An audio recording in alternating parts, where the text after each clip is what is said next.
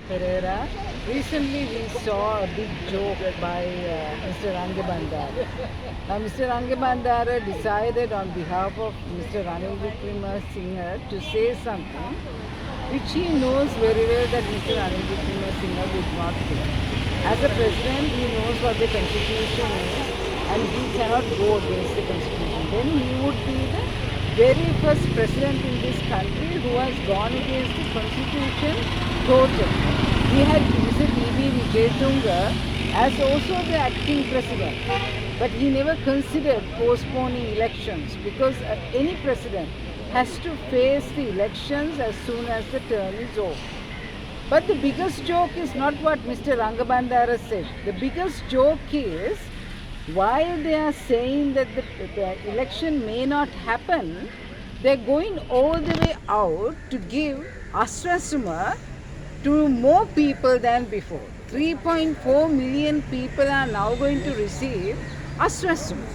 Why are they giving these incentives to people to get votes? I mean, they don't care about how poor or how rich they are. All what they are counting are the number of votes.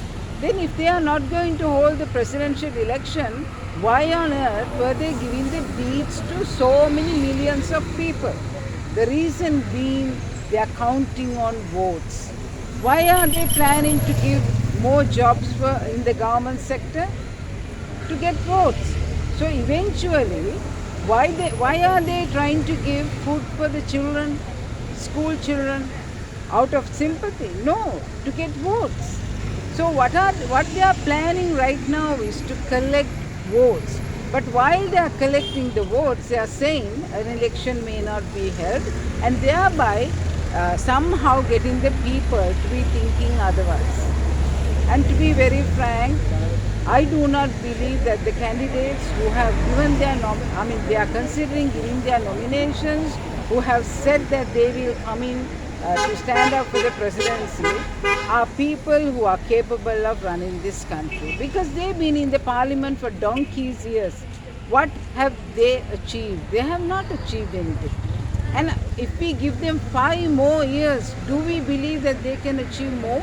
No, we need to understand their capabilities, we need to understand their weaknesses, and time has come for the intelligent people of Sri Lanka to say sorry.com, because we want someone who's able to run this country. And again, another thing are the coalitions.